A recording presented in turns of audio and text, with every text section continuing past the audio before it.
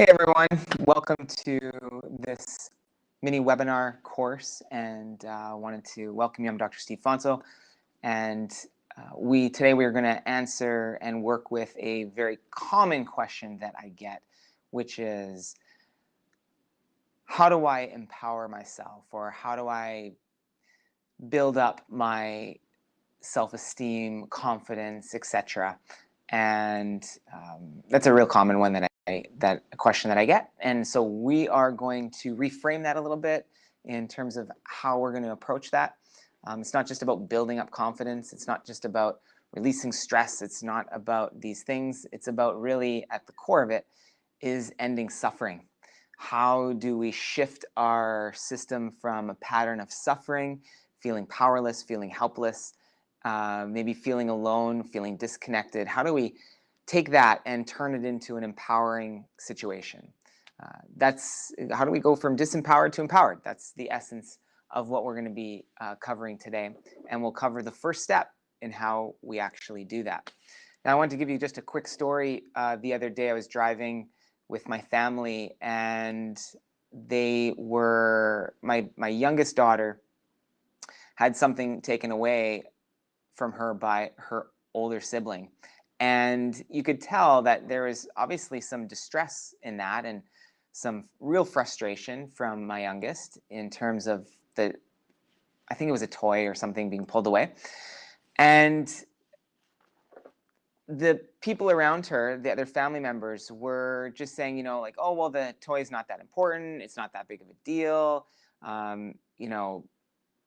But my youngest daughter was clearly distressed about this toy being taken away. And I know from my training that in that mode, she's feeling powerless and helpless to her older sibling in that moment. So then, yelling and arguing ensues because someone is feeling powerless in that moment. And the only way that they could express some sort of power is to yell or to punch or to do something to express a more powerful stance or a more powerful state. Well, think of that in general society. There's a lot of that goes on in terms of the physical or emotional or verbal abuse that is given out, or the force that's utilized to express when we're feeling in a less than powerful state. So when I was in the car and driving in the front seat, what I did with my daughter was, and there was, she was kept ranting and yelling back and forth. And so what I started to say to her was, it's really brutal that you had that taken away. And I just paused. And I said, that really, really sucks that your sister took that. And as soon as I did that, the back seat just quieted down. Her tone dropped. She started to relax more. And you could just tell there was just more of a silence come over the vehicle with that statement. Now, why is that so important? Well, anytime that we feel powerless or helpless or alone, any moment where we feel like we're suffering, we begin to store that as tension in the body. And we lock our bodies up in some way, shape, or form when we feel in a powerless or a helpless state. And as soon as we lock our breathing up and we lock our body up, now the energy tends to go to the mind. And we try to rationalize, or we try to figure out, or if the body gets locked up, we try to express with some emotional range. We try to express it in a different form. So what I did by acknowledging the suffering is validating the experience. And very oftentimes when people come into me in my private practice, is they've been secretly and silently suffering, but yet other people around them have been trying to empower them, trying to boost them up, trying to get them going, trying to encourage them, interacting with them on a empowered state.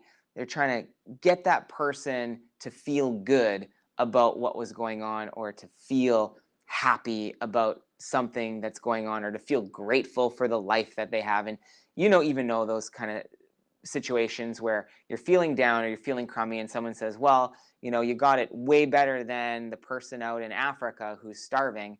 And that really ultimately doesn't really help the suffering. It potentially could reframe the way that you think about something, but in a sense, it doesn't liberate the suffering energy, the suffering, the tension from some of the suffering that we might be experiencing. So trying to be grateful when you're suffering, trying to be empowered when you're suffering is actually not the fastest route to freeing and ending suffering in that moment. The best way to end suffering in that moment is to actually acknowledge what's going on and to acknowledge your current level of suffering. It's kind of like if you were to go to a funeral and someone, let's say the wife of the deceased is sitting in the front row, and you go and you pat them on the shoulder and say, hey, don't worry, you're going to get over it. Everything will be all right. You're going to be good, maybe within a week or 2 weeks from now. You'll be all right. You'll be good. Okay. Do you think that feels right? Probably not. So why doesn't that feel right? Because you know that you're trying to implement something that clearly does not match their current state. So what do you do instead? Wisely, you'd go and you'd put your arm around them and you'd say, hey, I'm sorry for your loss, or I'm sorry that this occurred, or I'm sorry, uh, or you just hold them, or you just hold the space for them, because that's what you do in a natural setting of suffering. You don't encourage, you don't entice, you don't say, you don't pat her on the back and say, hey, remember all the grateful moments you guys had together. No, that wouldn't work either. That would, again, it doesn't match the state. And so we innately know what to do in some sort of funeral. We know innately what to do when someone's suffering, and we know they're suffering. But when someone's suffering in just real-time life, we tend to take a completely different approach with them. And so my example in the vehicle is the same example of what you would do at a funeral, is acknowledge the person's suffering, acknowledge what's going on, validate their experience. When you get to validate the experience without wanting them to be anything other than what they're being in that moment, then that's the liberation, that's the freedom that comes, and that's how to quickly end the suffering state, in a sense, is to acknowledge and validate exactly what's going on so that other person feels completely heard. Now, there's a second step that you can do besides acknowledging what's going on. You can also breathe. And by placing your hands on your body and acknowledging that sometimes I feel helpless, or I'm feeling powerless right now in this moment, and breathing into your body, maybe breathing into your heart or breathing into the gut, maybe anywhere where you feel like the suffering or stress or overwhelm or anxiety, where anywhere that's kind of locked up maybe in your body. Maybe it's a shoulder, and you just put your hands on your shoulder and just say, I'm feeling just powerless in this moment, or I'm feeling alone in this moment. And you just connect to that. You connect to somewhere in your body with your breath and the acknowledgement of the suffering itself. That's liberating. That's freeing. And when someone's validated your experience, how much more connected you feel to them and to yourself, because you're not trying to be anywhere other than where you are. And that's the quickest way to empower someone, yourself, when you're suffering, is to acknowledge and validate. Second step is you put your hands on your body somewhere where you feel the stress has been building, and you breathe into that while you're acknowledging your suffering. Sometimes it feels like it's never going to work. Sometimes it feels like my stress is never going to end. Sometimes it feels like this person's never going to leave my life.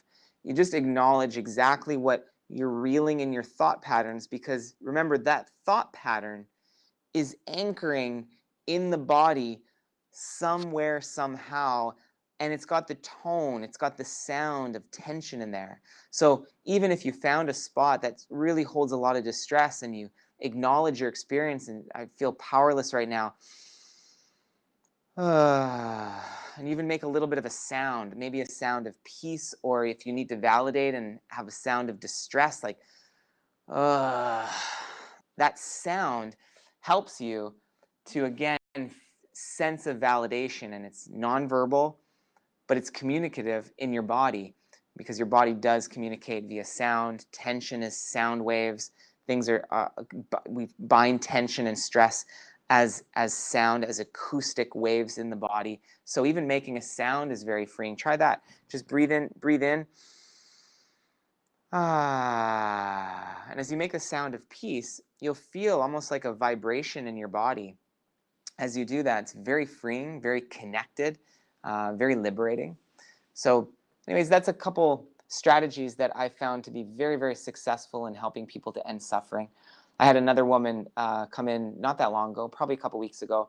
She came in very, very stooped over, slouched over, and she had been to a psychotherapist and was trying to alter some of the stories and patterns that were running from her from previous trauma. And so this is where I started, because I was referred for some of the body work that we implement. And so we started with the body and started to acknowledge the patterns of suffering and acknowledge the powerlessness and connect to her breath. And before long, she starts to stand up. Within about a week's time, which had been about 8 to 9 months previous of really stooped posture, within a couple weeks' time, she's starting to straighten up and starting to hold her head up higher. And it helps the body to release some of the connective tissue pressures that we feel from states of overwhelm and ultimately states of suffering. So just know that there's hope. There is definitely empowerment around the other corner, but don't try to be empowered when you're not. Don't try to be grateful if you're truly not grateful in that moment. Why don't you just try first to acknowledge exactly what you're experiencing, exactly what you're feeling in that moment. Place your hands on your body, have an embodied process where you can connect to your body. And then you'll notice when you do that, you'll just start to kind of snap back into a new reality. You'll start to stretch the lens in which you're seeing the world, in which you start to just open up. As you breathe and acknowledge and validate, your mind starts to open, the body starts to become more flexible and breathe easier. So anyways, hope this is helpful. I know this is a quick little brief video, but I thought it's short, but it's kind of essential in terms of managing your overwhelm and managing anxieties and stresses these days, is to not forget to acknowledge and breathe into the stressors and what you're feeling and what you're thinking in the moment. It'll give you a window of opportunity so that you can make a change that you're wanting to make, or give you a little bit of breathing room in there so that you can go and feel more empowered and take more empowered action when you feel actually empowered. So good luck with that, and hopefully we'll see you on the next video series. Thanks. Take care.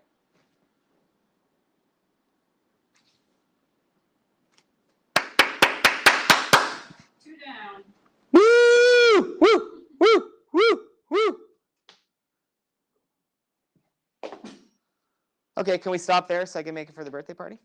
Okay, are we going to...